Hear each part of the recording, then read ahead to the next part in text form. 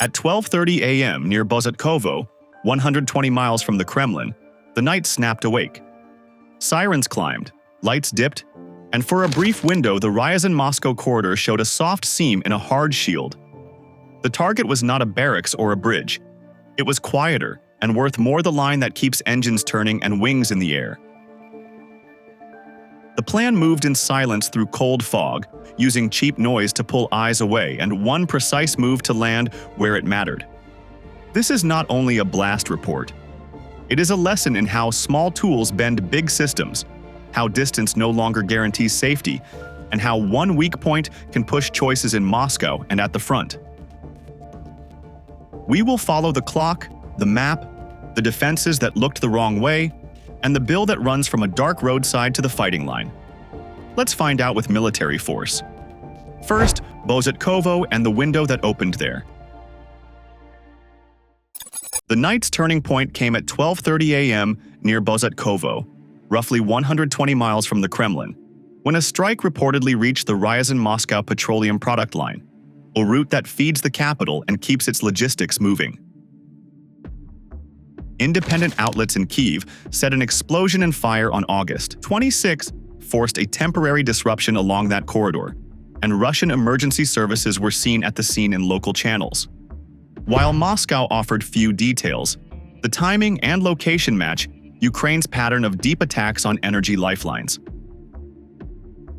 The numbers attached to this pipeline in battlefield chatter are bold, yet they should be treated with care because open, official capacity data are scarce. Claims that the line is a multi-billion-dollar asset moving over 1 million barrels per day and covering a large share of military fuel appear in pro-Ukrainian briefings and do not have public technical documentation to confirm them. What matters tactically is simpler and harder to dispute. The segment carries refined products toward Moscow, so even a short outage stresses distribution and forces rerouting through less efficient paths, which is exactly what a raiding strategy seeks to achieve. This strike did not happen in a vacuum because Ryazan's Rosneft refinery had already been hit earlier in August, cutting output to about half for days, and it came under attack again on September 5, which shows a steady focus on the same hub from multiple angles. Reuters reported that the early August wave forced the plant to run only one major unit, while a new attempt in early September triggered fresh defensive fire and more disruption, even as regional officials tried to downplay damage. Taken together, those incidents frame a sustained campaign that keeps pressure on the capital's fuel network rather than chasing one-off headlines. In late August, Russia's offline refining capacity hit a record because of drone damage and maintenance, which forced authorities to juggle flows and inventories. When your refinery system is partially idle, every pipeline break amplifies the strain because there is less spare output to backfill the gap. That is a strategic tax on the defender's tempo, and it is paid in slower replenishment, longer hauling routes, and political heat at the pump. The geography around Bozhatkovo adds a layer that favors the attacker, since mixed woodland, low ground, and watercourses create terrain masking corridors where small air vehicles can skim under radar coverage and avoid consistent tracking. In such lanes, detection windows shrink, reaction time collapses, and point defenses must fight with shorter queues. The result is a system that looks strong on range rings but leaks at treetop height. When you combine that terrain with a foggy, cool night, sensors lose contrast and human observers lose depth. And those minutes are enough for a precision asset to reach a narrow target like a raised segment or a valve cluster without broadcasting its path. To keep the record clean, labels are attached to the figures that lack primary documentation. The $3 billion value, 1.2 to 2.0 million barrels per day, and 30% of military fuel are reported assessment only, and they help illustrate scale rather than settle capacity debates. The confirmed elements, the date of the pipeline explosion, the refinery hits, and the record offline refining capacity are solid enough to carry the analysis of impact without leaning on unverified math. Together, those pieces show why an event near Bozhatkovo is more than a local fire. and why Russia's story of an impenetrable shield keeps colliding with smoke in its own backyard. To explain how a strike threaded this needle, we move next to the planning cycle and the weather window that made the corridor vulnerable at the exact hour it broke. The plan came together in weeks, not days, and it leaned on mapping first and timing second. Ukraine's military intelligence, HUR, built a target picture from satellite imagery, heat signatures along the line, and known choke points like pump stations, shut-off valves, and river crossings. Then it selected a night slice when sensors and crews would be at their weakest. That sequencing tracks with open reporting on Ukraine's deep strike campaign against Russian energy nodes through late summer, which forced refineries offline and strained distribution into the capital area. Timeline, then method. In mid-August, reconnaissance teams finalize a corridor study and mark the Bozhatkovo segment as vulnerable. August. 2200 to 2300, forecasters confirm a cool, misty night near 10 degrees Celsius with low clouds over mixed woodland and low ground.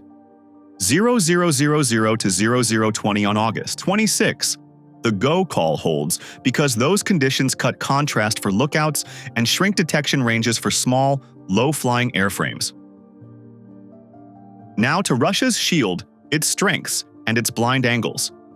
The S-400 around Moscow carries long-range missiles and the 92N6E multifunction radar that can see bomber-sized targets at great distance, yet its effective engagement of very low-altitude tracks is bounded by the radar horizon and terrain. Analysts at RUSI and RAND have long noted that even powerful SAMs lose reach against targets that stay under the line of sight, unless elevated sensors or aerostats fill the gap. In short, range rings on a map overpromise when a drone skims at treetop height. The close-in layer is Panzer S-1, which mixes guns and missiles and, in 2025, added mini-missiles to raise the ready load for counter-UAV work. That upgrade improves magazine depth, but does not fix the queue time problem when tracks appear late and low. Guns can handle a leaker if queued in time, yet late detection plus clutter still produces misses, especially when attackers split vectors and fly irregular profiles. Strategy meets attrition. Through July-August 2025, deep strikes knocked out or reduced about 17% of Russia's processing capacity, approximately 1.1 million barrels per day at various moments, and Ryazan itself ran at roughly half capacity after early August hits. When your heavy plants are already degraded, a pipeline break lands harder because rerouting options shrink and inventories thin. That is exactly the effect a planner wants before launching a precision hit. About the intelligence piece. U.S. outlets have documented years of Western satellite support to Ukrainian targeting, including periods of tighter or looser sharing. Even with policy shifts in March 2025, Ukraine still exploited commercial imagery and indigenous ISR to plan complex raids. The key for this operation is the pattern. Map the network with space-based tools, pick the seam, and wait for weather that hides a low approach. With the weather door open and the low-altitude blind spot pinned, the next move is classic. Drag eyes and missiles away from the corridor that matters most, and that is where decoys and a real secondary strike come in. With the weather door open, Ukraine pulled Russian eyes and missiles off the corridor by sending cheap noise first and real range second, and the split worked because defenders had to choose what to kill. At 23:15 on August 25, operators launched a flock of Mugen 5-type airframes as decoys, loud, simple, and expendable, whose only task was to light up scopes and trigger intercepts. These commercial-origin drones have appeared in past Ukrainian long-range raids, including strikes around Sevastopol and other deep targets, so Russian crews already see them as threats worth shooting. At the same time, a second axis aimed at the Ryazan refinery carried real payloads, because a refinery hit forces immediate force protection while also cutting fuel output. In early August, Ryazan halved capacity after a drone attack, and on September 5, Ukraine said it struck the site again, so any inbound track near that plant draws priority fire from local air defenses. The decoys did their job by forcing S-400 and Panzer crews to commit interceptors toward a high-value landmark, while command posts pushed electronic warfare to full power to cover the urban industrial zone. While screens in those bunkers filled with fast targets near Ryazan, the real ace sat in the trees. A disguised panel truck tucked off a service track near Bozhatkovo, its bay fitted as a mobile launch rack. From that covert pad, the crew prepared 2 fiber-tethered FPV drones for a short, surgical run at the line. The tether choice was risky but logical. A fiber link resists radio jamming, so even a strong Krasuka 4 bubble cannot cut control the way it can disrupt RF-guided vehicles. The trade-off is brutal, since cable drag, snags, and tight turns can break the glass thread and end the mission. Assessment based on open descriptions of Krasuka's role and general EW effects. To seed doubt, Ukraine kept pressure on Ryazan into 0-0 to 0-0-20 on August 26, ensuring local batteries stayed keyed to the refinery sector while the truck team armed the first FPV. In parallel, Russian units tried to patch the low-altitude gap by sending Orlan 10 reconnaissance along infrastructure lanes, since that platform can loiter for many hours and sweep with basic EO/IR payloads. It is a standard Russian tool for route patrols and target queuing. The tactic was elegant because it forced a split. Commanders could not ignore tracks near a refinery that had already bled production this month, and they could not know which blips in the fog were real. Every missile fired at a decoy or a distant inbound left fewer ready rounds for a low, short-range threat hugging the treetops near Bozhatkovo, and every minute of EW saturation around the city left the rural corridor less watched. That is how a cheap flock buys time for a hidden spear, and time is the currency that matters on a night like this. With the batteries facing the wrong way and patrols stretched thin, the fight drops to treetop height, where one hard turn or one missed cue can decide the mission in seconds. The duel began when Orlan 10 slid over the Bozhatkovo tree line a little after 00:15 on August 26, sweeping with electro-optical and thermal sensors for anything moving under the fog. It is Russia's standard patrol drone for long loiter and basic IR search, so once it caught a warm speck hugging the ground, the chase was on. At 00:17, FPV number 1 punched out from the hidden truck and dropped to nap of the earth flight, using ridges, hedgerows, and drainage lines to mask from radar. This tactic shortens the defender's warning because the radar horizon blocks low tracks until the last seconds, and it forces gunners to rely on a late cue rather than a clean track. The operator kept the drone just above brush height, letting the terrain do the hiding while the fog blunted contrast. By 00:19, Orlan had enough geometry to pass a firing solution, and a Panzer S-1 battery threw a 57E6 at the predicted intercept point. The missile flashed through, close enough to shake the camera, but the pilot yanked hard and the warhead missed. The violent break saved the airframe yet snapped the fiber line, which is the one weakness of a tether in a tight, high-G turn. The drone fell into the dark, and the cut cable became a physical breadcrumb the patrol could follow back toward the launch site. The crew had seconds to live or leave, so at 00:22, the driver hit the track out while the second operator took a risk almost no handbook allows. A hot launch with the panel truck still bouncing.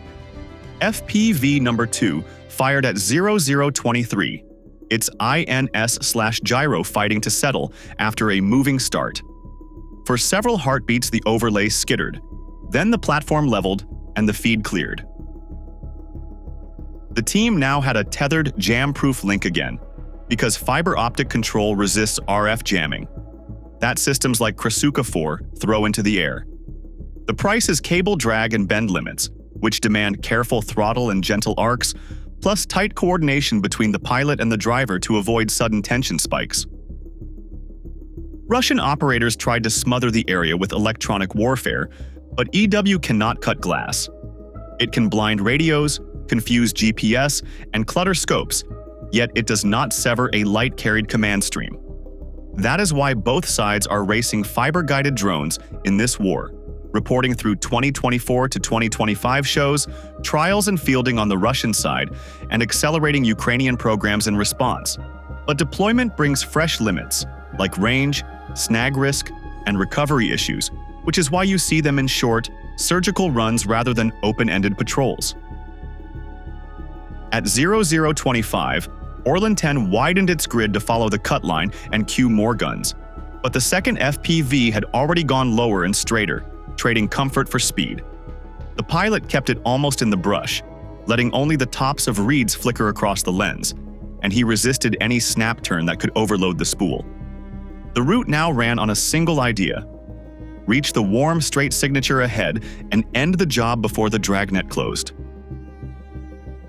With patrols overhead and batteries facing the wrong way, the last dash becomes simple and brutal. Find the hotline, hit the seam, and let physics finish the rest. The endgame started when Orlan 10 widened its search and caught a straight, warm line under the mist, because a pipeline glows as a steady band on thermal when pumps are live.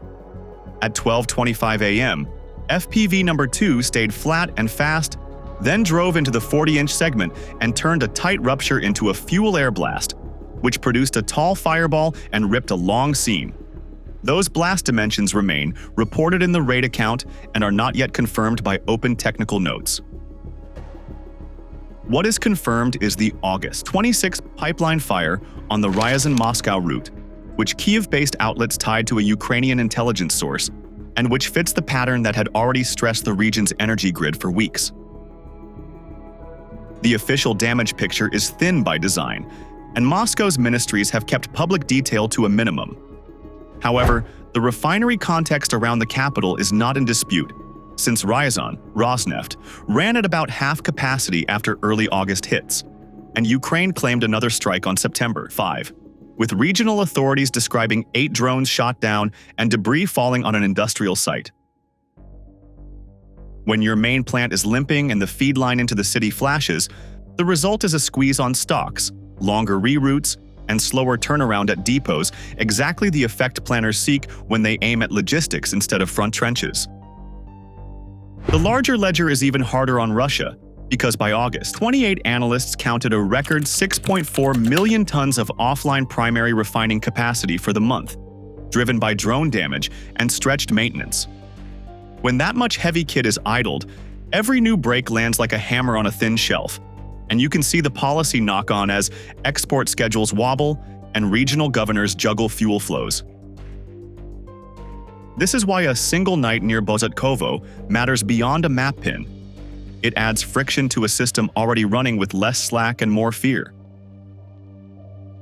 Cost exchange defines this war in the air more than kill counts, and it is brutal for Moscow, since cheap platforms can drain expensive interceptors and force defensive hardening across hundreds of miles. The repair bill and lost fuel numbers from the raid story tens of millions to fix steel, and hundreds of millions in product disruption are assessments tied to the scenario, yet the strategic price is visible in public data. Weeks of refinery outages, pipeline incidents, and forced reallocations that no press note can hide when fires light the night sky. For a defender that promised an impenetrable shield, every plume is a public audit it cannot pass. Force posture bends next, because commanders must pull air defenses home to guard pump stations, valve yards, and depots, which thins coverage at the front. Meanwhile, electronic warfare stays strong over cities, yet it cannot sever fiber-guided control, so rural corridors remain vulnerable to short, surgical runs that arrive low and late.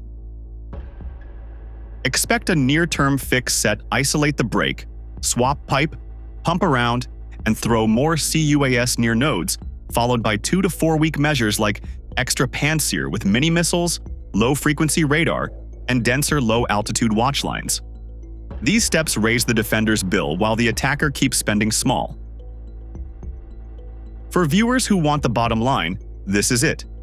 Cheap tools plus smart timing can bend big systems until they creak, and Russia now faces longer routes, hotter politics, and slower resupply after one short burst of flame near a quiet road.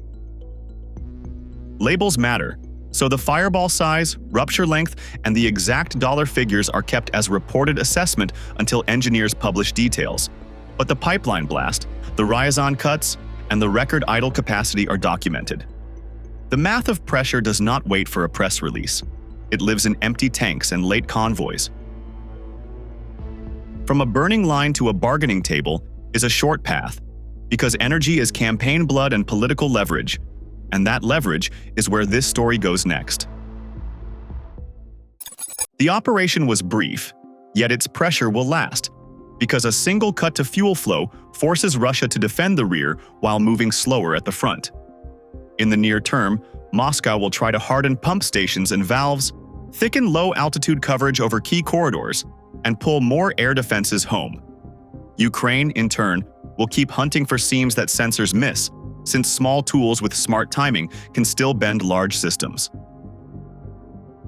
Over the next few days, watch fuel distribution around the capital, new counter-UAS posts along pipeline rights of way, and any repeat fires at refineries. In the following weeks, watch for power grid strikes against Ukraine and signs of rationing near the southern axis. One weak point can move a campaign, and a chain of weak points can move a war. The map did not shift last night, but the weight on it did, and that weight now shapes choices far from Bozhatkovo.